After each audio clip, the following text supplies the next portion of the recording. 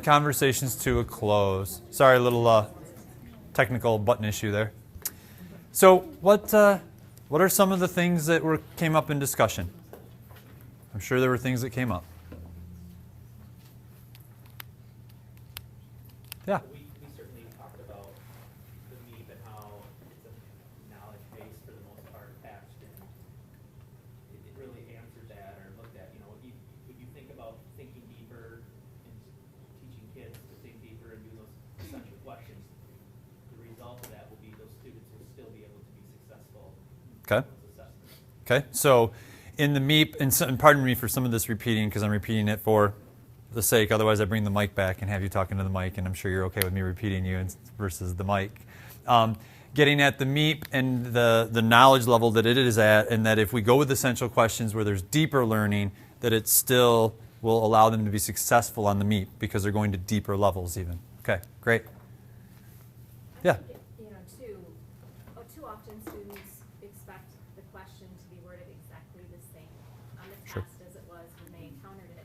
And by having things presented in multiple ways, I think it does increase their understanding of the concept so that when they get that on a test, they're going to be more successful. Right. So questions being asked in similar ways to the assessment mirroring the way they've been asked the questions in instruction is what we're getting at, right? Versus like a broader, more multidimensional approach allows them to tackle it from different angles.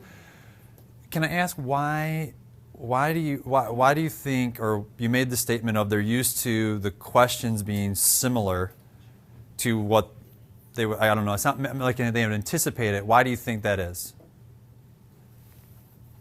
Why do I think that? Well, the first part of that, where you were saying the students would expect the assessment to have questions similar to questions that they would, is it that they're just used to a vernacular, or? It's a good question. I struggle with it every day. I don't understand why they can't see beyond or see an expansion of the concept. Okay.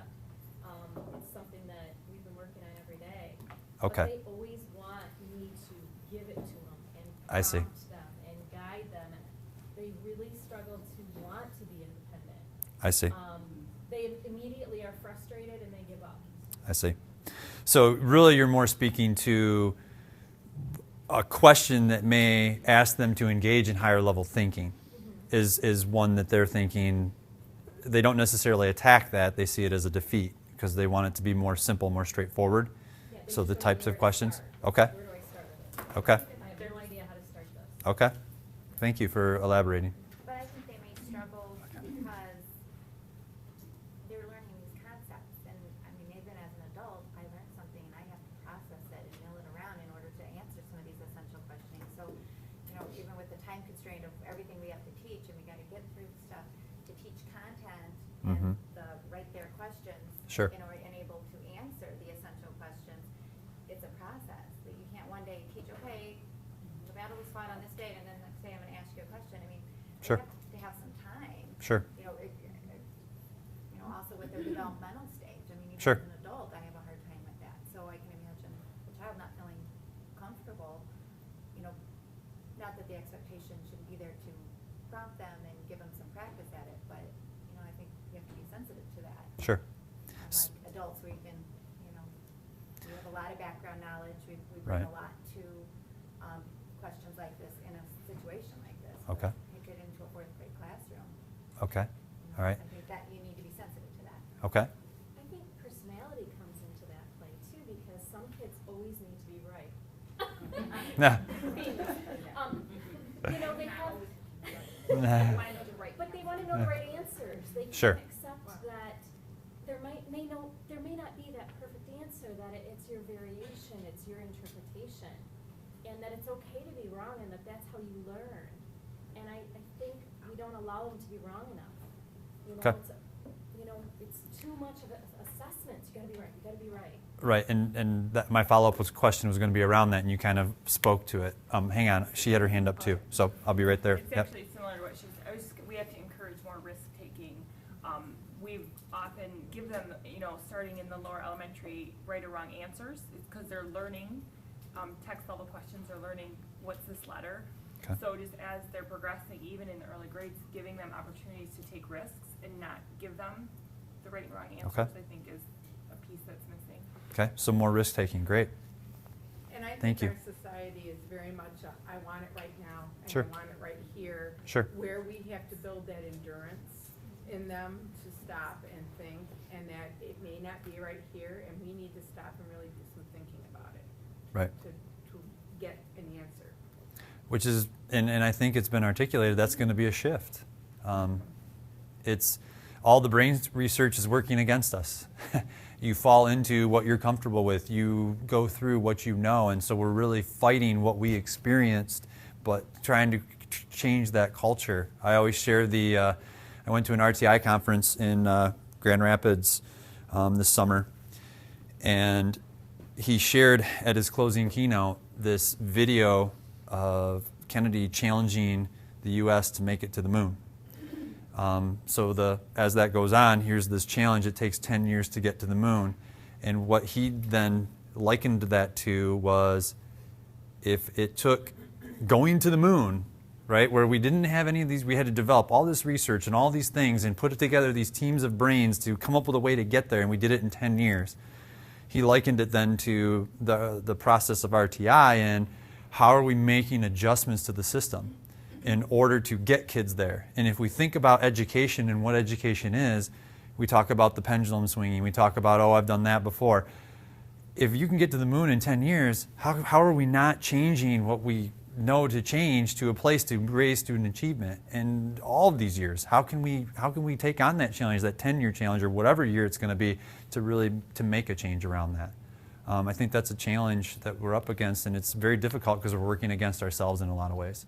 I find it very challenging to try to create these kinds of situations where I'm allowing you to do the thinking, because a lot of the things that you just shared out loud are things that I also could have pointed out to you in discussions or in pointed questions, but I didn't need to.